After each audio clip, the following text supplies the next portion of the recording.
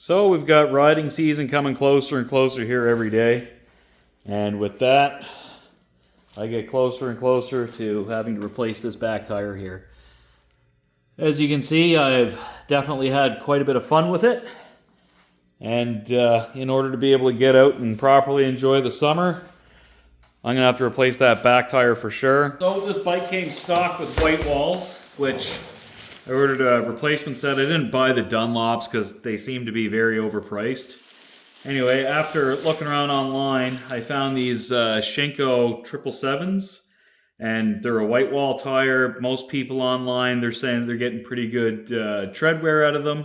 They're lasting quite some time. I'm just gonna cut this open and we'll have a closer look here. So yeah, this is a Shinko SR 777 150 80 16, and that's pretty much a replacement for that Dunlop.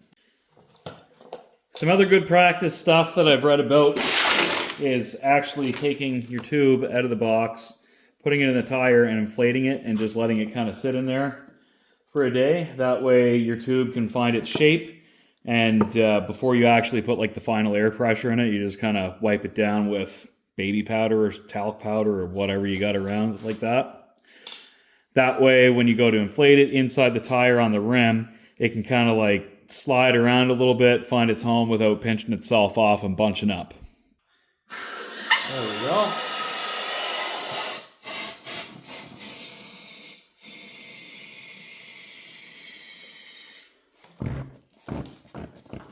The next step here is to get this back tire off the bike. As you can see, I already have the bike up on the jack. I know you've seen me struggle around with this thing a few times, so I figured I'd spare you having to watch that again. I got a ratchet strap going from one side to the other over the top of the frame.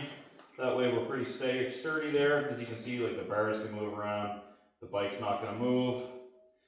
The main thing is it's not going to plop over, so I'll get pulling that back tire off now. So you get the circlip off. What I usually do is just grab a couple flathead screwdrivers and just pry it off like that. So in order to loosen off this nut, I had to buy this specific Harley-Davidson axle nut tool. But what I found is with my Sportster, the rear strut here, it's very, very close to that nut. So what I had to do is I had to take this tool, put it in my bench grinder, just kind of take a little bit of material off there. That way it can actually fit in between the two. So as you can see, that just fits on there. There's a little square socket there for my socket wrench to go on, and just break the torque on that. So that's what I'm going to do here next. There we go. There we go. Yeah, so my license plate mount here, it just goes in behind this axle nut. Just gets sandwiched between the axle nut and the frame. We'll just slide that off. And we'll take our hardware here. I'll probably stick that up on the bench and I'll keep everything organized left hand, right side. It's got a rubber mallet. That way I'm not marring the end of that.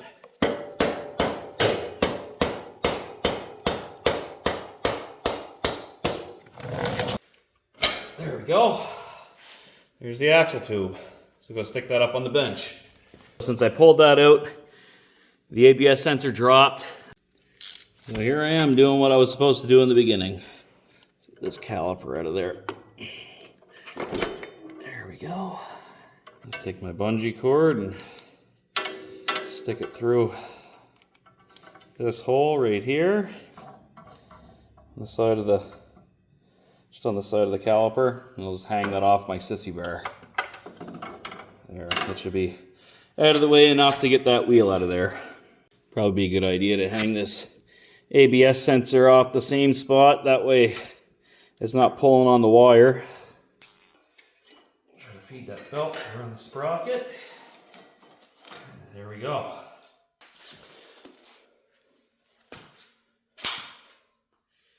Next up, what I'm going to be doing is I'm going to be removing the sprocket from the wheel, because that's going to make it much easier to remove the tire.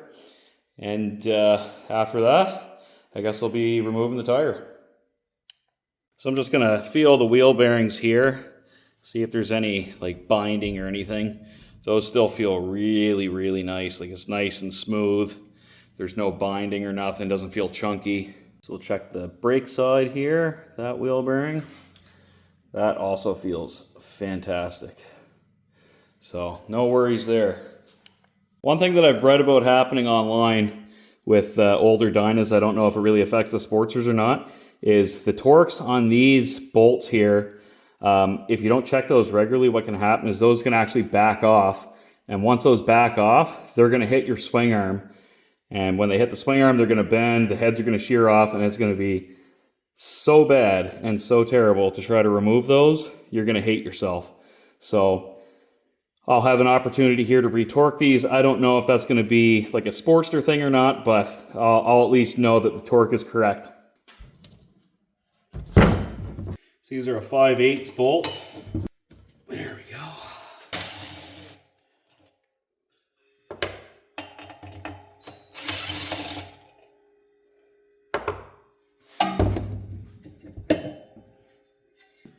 So we'll flip this over and we'll get the brake disc off next. Oh man, I love Torx bits. So these are a T45.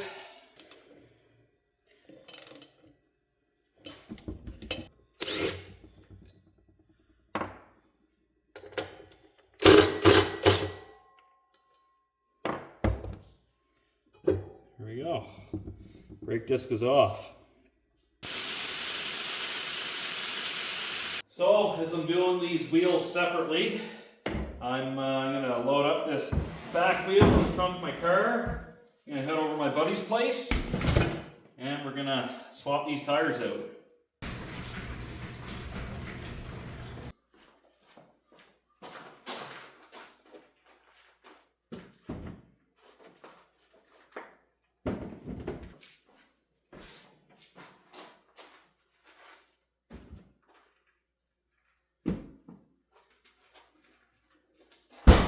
I'll help you if you need it. You might as well do it. Yeah, if someone's gonna ruin my wheel, it may as well be me. Exactly. I'm not doing it. Yeah. Oh, I'd be saying the same thing if I were you. Yeah.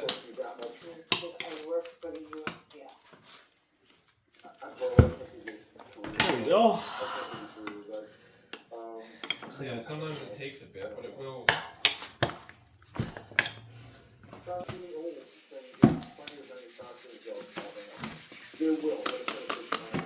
Changing tires sucks. Is this is the easiest part to the hardest. Like instead of, you can't do the hard part first. Like it sucks. There's, I just heard air, but I'm sure it's just coming out of the valves, Tim. Yeah. Can't win them all. What's going on in your life? What would you like to know? What would you help with today? I think I sound like what I think I sound like inside my own head. But to everybody else, it contributed to the entire, I mean, that you might be able to step on with your foot. for that month, you would get that percentage. There. There you go, bud. Awesome. I hope I'm not hurting the workhorse. You guys aren't getting anything.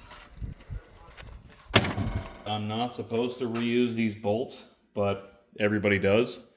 I'm just gonna put a little bit of Loctite 242 on there, just the blue stuff. That's what everybody else online is using, so if it's working for them, it's gonna work for me. I just put some blue Loctite on all these bolts.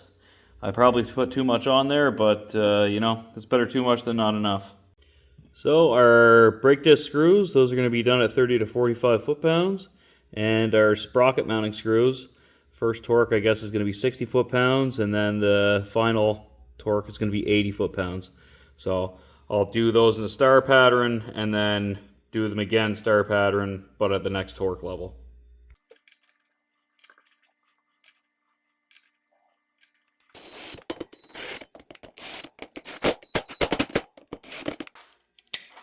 So like I was saying, 30 foot-pounds, and then I'm probably going to step it back up to the max torque 45.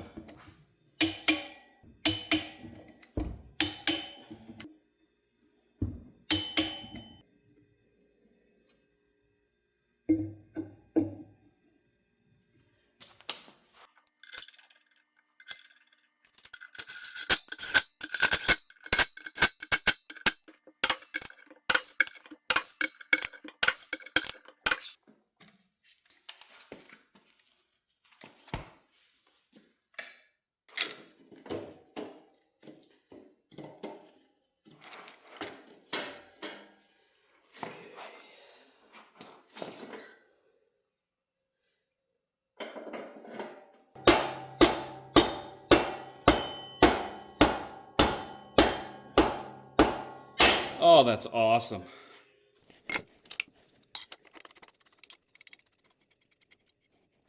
When you're torquing, you want to have your torque wrench at 90 degrees. And the reason for that is at 90 degrees, you're not going to be adding any extra torque. Because if I had it like this, then the torque wrench is actually longer. And the longer it is, the more torque it's going to put on. At 90 degrees, it's still the same overall length, and it's going to put on the exact amount of torque that I'm looking to put on. There we go. Let's put the circlip back on. Just tap that on. So that's how to replace the rear tire on a Harley-Davidson Sportster. 2007 all the way up to 2021 or 2022, whenever they stopped doing them. More or less how it's done. So in the next video, I'll be doing the front tire. Tune in for the next one. Thanks for watching.